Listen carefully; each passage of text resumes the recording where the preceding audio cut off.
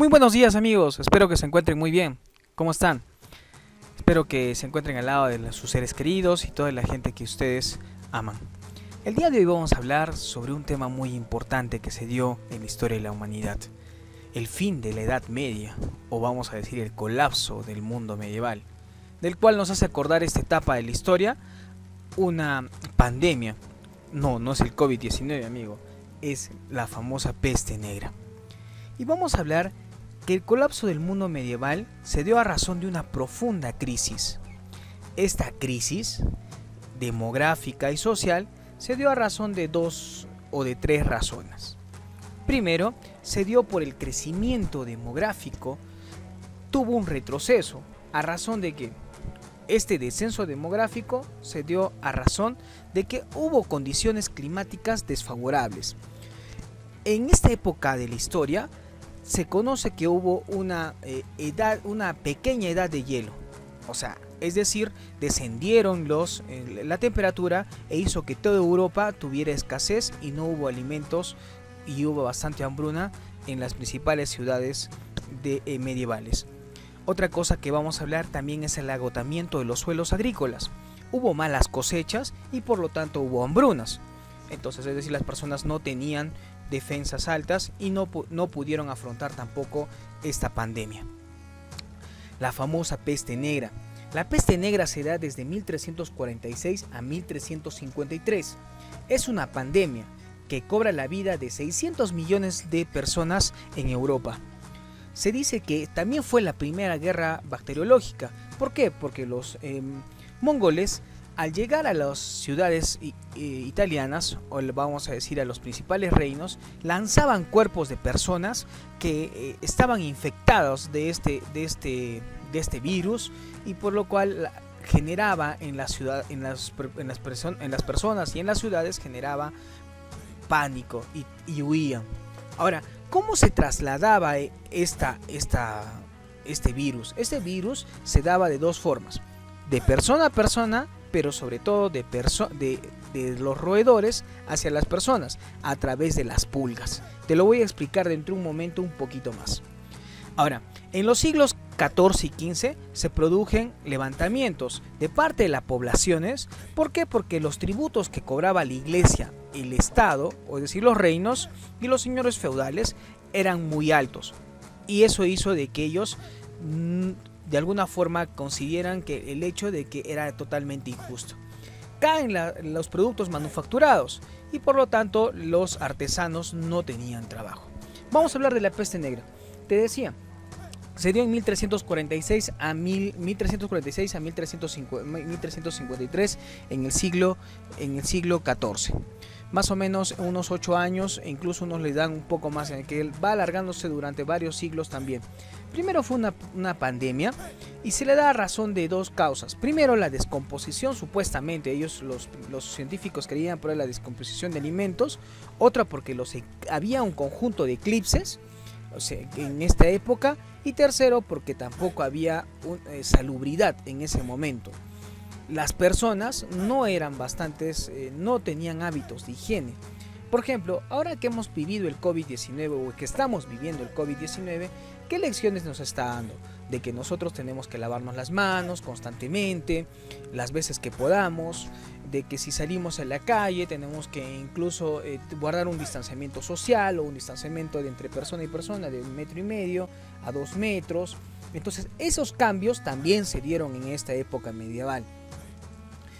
¿Cuáles eran las principales características de la peste negra o la peste bubónica? Primero, generaba aparición de bubones, o en este caso inflamación de en los ganglios, tanto como en el cuello, la ingle y las axilas, y del cual al reventarse despedían un olor nauseabundo. Los síntomas: el fiebre, el dolor de cabeza, escalofríos y debilitamiento, muy parecido a lo que nosotros estamos viviendo.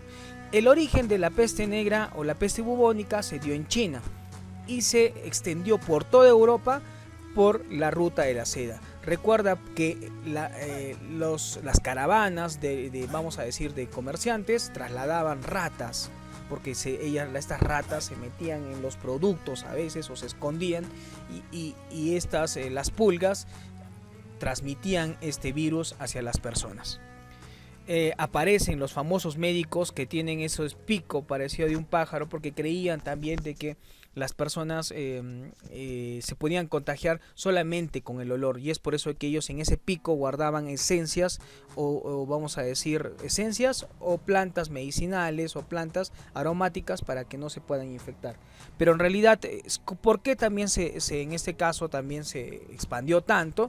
Por el mismo desconocimiento de las personas. Hubo un momento incluso que las personas no eran enterradas, sino que las botaban hacia el río, y en el río trasladaba estos cuerpos putrefactos y a la vez contaminaban el agua, y las mismas personas tomaban esa agua y hacía de que se infectaran más. Como te dije, causó la muerte de más o menos, se dice, en un promedio de 600 millones de personas en toda Europa. Bien, vamos a hablar también acerca de la crisis de la cristiandad. ¿Cuándo se dio esta crisis de la cristiandad? Primero, se da primero una disputa entre el rey francés Felipe IV y el Papa Bonifacio VIII. ¿Por qué? Porque este rey quería aumentar, o quería, vamos a decir, que el clero pague impuestos, y para lo cual el Papa dice que no quería. Se opone y lo manda a arrestar. Después, el rey Felipe IV, al morir el Papa Bonifacio VIII, él influye en la elección de un Papa francés. Entonces, había un Papa francés y este Papa francés cambia de sede. Ya no es Roma, sino es Aviñón, ciudad de Francia. Tras este suceso, se da un cisma, es decir, se rompe la iglesia otra vez. No ahora ya en Oriente, ahora en Occidente, donde hubo dos papas, uno en Roma y otro en Aviñón, durante 1367 a 1417, aproximadamente 30 años. Cuando hablamos también esta situación se resuelve con el concilio de Constanza, que es durante 4 años, desde 1414 a 1418, y del cual se elige a un nuevo papa, Papa Martín, y su única sede es en Roma. Los antecedentes, como te había explicado, es el cisma del cisma de Occidente, tuvo que ver con la lucha de poder entre el Papa Bonifacio y el rey Felipe IV. Ya te expliqué que fue por temas e intereses sobre los impuestos, del cual vamos a decir, va a esperar el rey que de esta forma, vamos a decir, que el Papa muera para poder elegir un Papa francés. Bien, cuando hablamos también de esta lucha de poderes, vamos a también tener que ver que hay un renacimiento económico. ¿Y cómo se da este renacimiento económico? Se da a mediados del siglo XV y es donde Europa empieza a vivir una estabilidad económica y un mejor clima. Y hay una disminución de epidemias. Recuerda, ¿cómo se supera la peste bubónica? Igual que ahora estamos pasando con el COVID-19, se dice que las personas son inmunes o de una forma mutan o se vuelven inmunes. Entonces, de esta forma ya ellos ya no se enferman.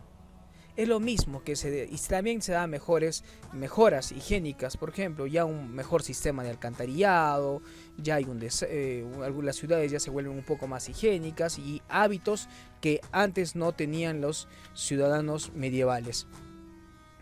Te dije, primero, ¿qué es lo que pasa? Se desarrollan los siguientes factores. La reactivación de la agricultura, es decir, recuperan tierras, y al recuperar tierras y obtener otras tierras va a permitir también que fluya el comercio, o sea, que no solamente sea una etapa de sustentación o vamos a decir de supervivencia, sino que las personas que cultivaban se van a volver también burgueses, o sea, van a comercializar estos productos y obviamente van a ir desde Oriente a Occidente.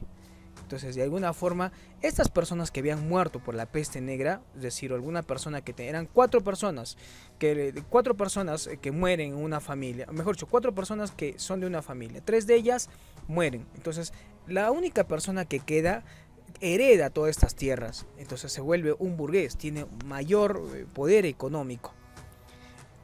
Otra cosa que va a haber es el aumento de producción de manufacturado, es decir, ya el primer en este caso país o ciudad, Flandes, es el primer productor de telas. Inglaterra quiere hacerle la competencia, pero de alguna forma también entendamos de que esta competencia va a permitir también el desarrollo económico de este sector o esta población que son los burgueses. Cambia también el renacimiento económico, ¿cambia qué cosa? Cambia el desarrollo comercial, porque antes solo el Mediterráneo, es decir, la ruta de la seda era la principal ruta comercial, pero ahora se utiliza también el Atlántico, el mar Atlántico, y por lo tanto comienza a cobrar importancia y de alguna forma rapidez también. Se crearon los bancos. Estos burgueses que tienen dinero, poco a poco esa adquisición de dinero los hace más poderosos, ya tienen un poder económico fuerte y por lo tanto les permite prestar e incluso hasta los nobles, forman bancos y generan mayores intereses y obviamente mayor poder.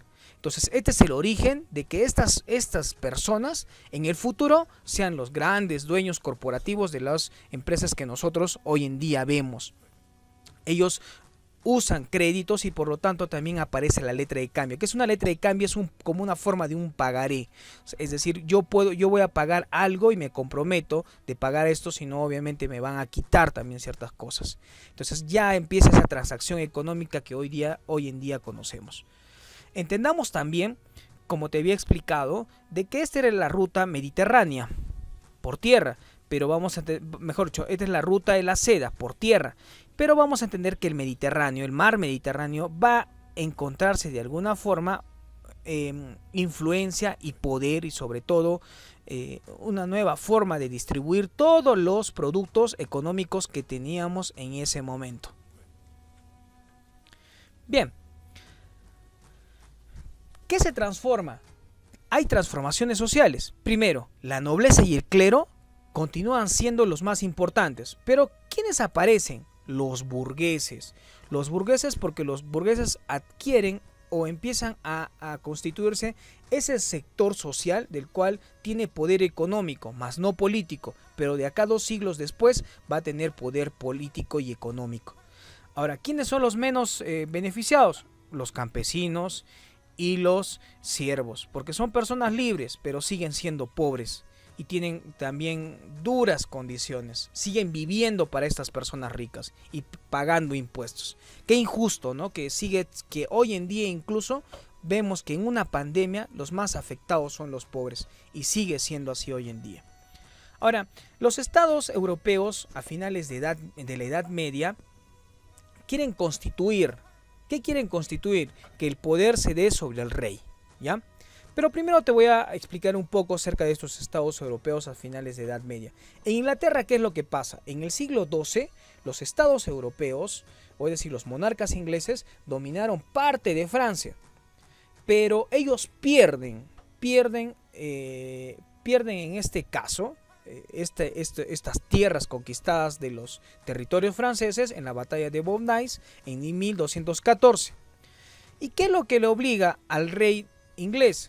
Se le obliga a firmar la Carta Magna, un reconocimiento de los derechos de los nobles y sobre todo el poder que estaba adquiriendo la nobleza en ese momento.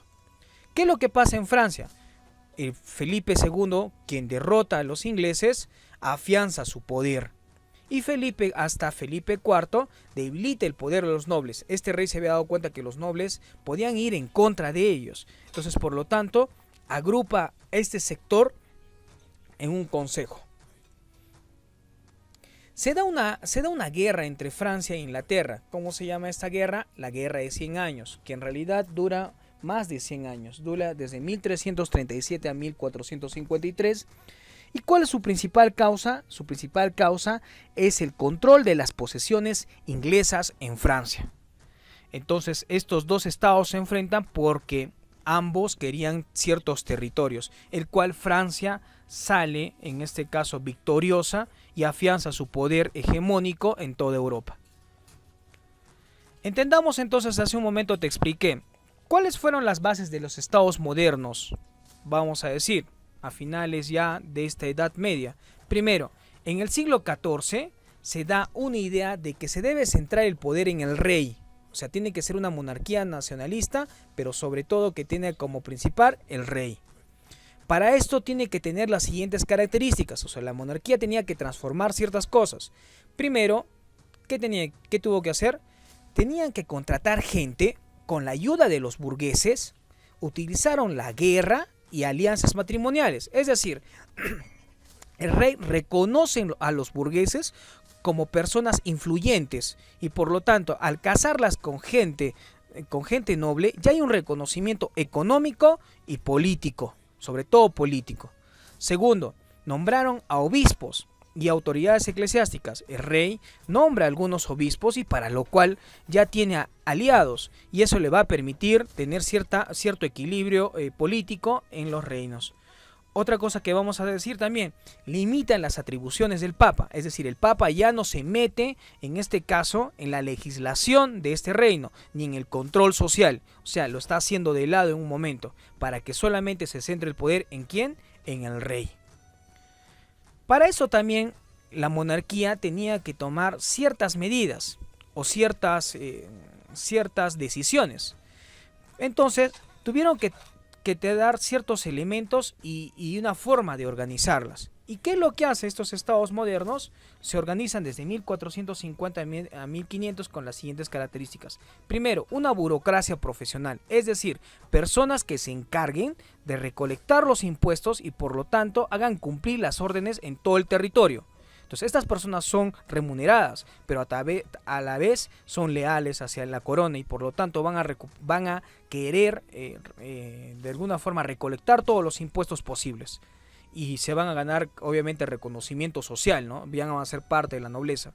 Segundo, que haya diplomacia. La diplomacia, es decir, va a permitir al rey tener las mejores relaciones con otros reinos. Y por lo tanto va a poner embajadores, que estos mismos van a cuidar las relaciones con otros estados. Hoy en día tenemos embajadores en la mayor parte del mundo. Perú tiene mayores embajadores. ¿Por eso qué va a permitir? Que las relaciones entre país y país sean más amistosas. Que hay un ejército permanente, significa que ya no el soldado no va a ser ad honoris, es decir, no va solamente por el hecho de ser reconocido, no va a luchar por su reino, sino ahora este soldado va a ser remunerado, le van a pagar y por lo tanto este oficio o esta, vamos a decir, característica ciudadana va a ser de un oficio profesional o van a ser oficiales profesionales. Los impuestos van a permitir la sustentación del reino, esos ingresos para el rey, y va a permitir también que el rey pueda tener esa hegemonía sobre todos sus pobladores o todo el pueblo. Entendamos también qué pasaba en los estados europeos, no solo en Inglaterra y en Francia. Te voy a dar algunas características. Varios estados tuvieron que hacer alianzas matrimoniales. Recuerda, Francia, Inglaterra, España, hasta incluso Alemania, sobre todo Francia, Inglaterra y Alemania, entre ellos los reyes son familia, son primos hermanos, por eso se les dice que tienen sangre azul, por el hecho de que a la mezcla de casarse entre primos hermanos tienen ciertas tendencias genéticas a que, por ejemplo, bajas defensas, a que, por ejemplo, más que bajas defensas, algunas patologías comunes por esta mezcla, vamos a decir, tan común entre familias que ellos mismos tuvieron. Bien, se crearon nuevas grandes potencias. ¿Cómo se crearon nuevas grandes potencias? Primero, destacan 4 reinos. El principal es Francia. ¿Por qué Francia había derrotado a Inglaterra? Entonces, desde Carlos VII hasta Francisco I, unificaron el poder del rey. Es decir, la mayor autoridad, el rey. En Inglaterra, hay una lucha entre dos familias para poder que uno de ellos alcance ser, o que uno de las familias llegue a que uno de los miembros llegue a conseguirse como rey. En el siglo XV hay la Guerra de las Rosas, que está inspirada o es inspiración para hacer Juego de Tronos, donde dos familias, los Lancaster y los York, se disputaron esta hegemonía. Pero el más favorecido fue Enrique VIII porque aumenta el poder en ellos. Cuanto más peleas había entre ellos, entonces el mayor poder que tenía no era la nobleza, sino el rey. En España, ¿qué sucede? Dos reyes católicos, o los reyes católicos Fernando de Aragón e Isabel de Castilla, unifican los reinos ibéricos y derrotan al último reino musulmán de Granada en 1492. Es decir, unifican todo en la península ibérica menos Portugal, y de esa forma se consolida un reino. Tiempo después, ¿qué es lo que va a pasar? Ellos van a financiar el viaje ¿a quién? A Cristóbal Colón, y se va a convertir en una de las mejores potencias casi 50 años después. ¿Por qué? Porque van a ser uno de los primeros en conquistar América. Y la historia consiguiente es bastante, para mí, bueno, considerar un poco triste para nosotros, porque nosotros venimos de esa conquista.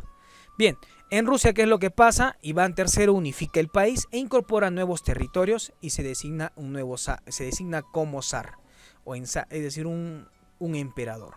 Muy bien, entonces entendamos de esta elección es que sigue habiendo una lucha de poderes, que hoy en día quizás ya no son los reinos, sino que son países de primer mundo, países que ahora también solamente tienen poder económico, también tecnológico. Es lo mismo, en ese momento todos querían hacer una lucha constante, ya sea por tierras, ya sea por tecnología, ya sea por rutas comerciales, ya sea por familias, pero cada uno tenía una lucha de poder, y sobre todo por adquirir mayor cantidad de bienes o economía, ser cada vez más rico. Qué difícil es para una persona que enseña historia entender de que nosotros seguimos manejándonos por intereses. Todo el mundo nos seguimos manejando por intereses. Espero que el mundo de hoy cambie y que seamos mucho más solidarios, que no solamente pensemos en las personas ricas, en las personas, vamos a decir, de mayor poder económico. Yo quiero que hoy en día tú quizás agradezcas a Dios que estás en tu casa, y que estás en tu casa quizás también tienes con qué alimentarte, porque hay gente que quizás no tiene con qué alimentarse, y es lo mismo, esa gente que no tiene con qué alimentarse a veces son los más desfavorecidos en esta pandemia. Recuerdo, los más desfavorecidos en ese momento en la peste negra también fueron gente pobre, gente en realidad, bueno, gente pobre, gente rica, pero sobre todo aquellas personas que también no tenían ese poder económico, y hoy en día se sigue reflejando. Bueno, es una crítica, hijo, es una opinión personal. Gracias. Ahora te voy a explicar sobre qué es lo que pasaba en la Corona de Aragón. Como te dije, habían unificado tanto Aragón, Cataluña, Valencia y la Granada, que era prácticamente un territorio de musulmanes. Por eso que tienen influencia en la arquitectura. La Corona de Aragón tiene posesiones también en el Mediterráneo. E Italia sigue fragmentada, vamos a decirlo, sigue fragmentada, porque está fragmentada en diversos reinos, tanto con los estados pontificios, Nápoles y entre otros. ¿Qué es lo que pasa con nuestros amigos franceses? Ahora tienen una hegemonía en Europa y han conquistado ciertos territorios también ingleses. ¿Qué pasa con Inglaterra? De alguna forma va a defenderse contra los franceses. Y por último, el Imperio Otomano va a querer, en este caso, ocupar o presionar su territorio, y también va a ocupar parte de Europa Oriental. Bien, espero que te haya gustado la clase, y te voy a explicar de qué va a constar tu actividad. Quiero que realices un organizador visual, ya sea mapa mental, mapa conceptual, el que tú desees sobre el tema. Puedes utilizar cualquiera de los recursos que tú más gustes. Puede ser Mindomo, CMAT, Geniali, PowerPoint, lo que tú desees. Quiero que hagas 2 páginas de tu libro, 27 y 29. Ojo, 27 y 29, nada más. De tu libro le tomas una foto y lo adjuntas a tu actividad. Cualquier problema que tengas, quiero que me escribas al correo o a través de la plataforma. Quiero que estés atento a cada indicación de la clase virtual. Espero que tengas una bonita semana y que la pases muy bien. Quiero felicitarte por todos esos trabajos bonitos que me estás dejando en la plataforma, y por favor recuerda que esos trabajos, una vez que ya tengamos de dónde comprar de alguna forma algunos recursos para poder imprimir, entonces los vamos a adherir a tu cuadernito. Gracias, amigo, que tengas un feliz día.